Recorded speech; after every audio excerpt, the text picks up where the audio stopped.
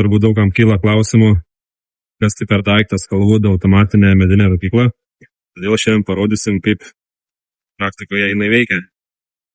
Kai nusipirkat, be abejo gaunat instrukciją naudojimuose, viskas puikiai parašyta, aiškiai, žingsnis po žingsnio kaip ką daryti. Visą rūkyklos veikimą valdote šiuo valdymo skydeliu. Rūkykloje integruotas maitinimo laidas.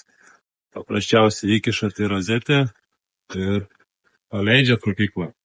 Taip pat yra 3 mygtukai, kuriais valdote tam tikrus komponentus. Tai nuo viršaus pats pirmas pajungia dūmų generatoriaus varikliuką. Per vidurį mygtukas įjungia teno valdymą.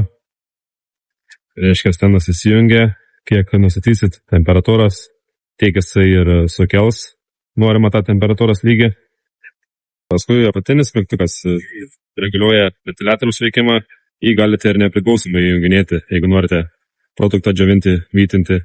Dūmų generatoriaus veikimas elementarus ir paprastas, tiesiog pripilat drožlių, uždegat ir mėgaujatės dūmų. Į generatorių telpa 3 litrai drožlių. 3 litrai drožlių degs apie 7 valandas. Drožlės uždegama per skylutes esančias korpuse.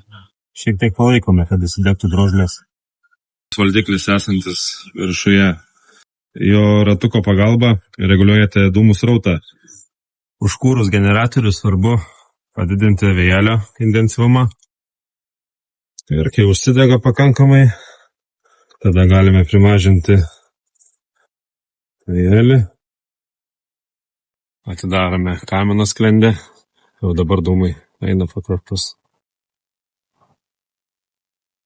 Ir mėgaujatės dūmų.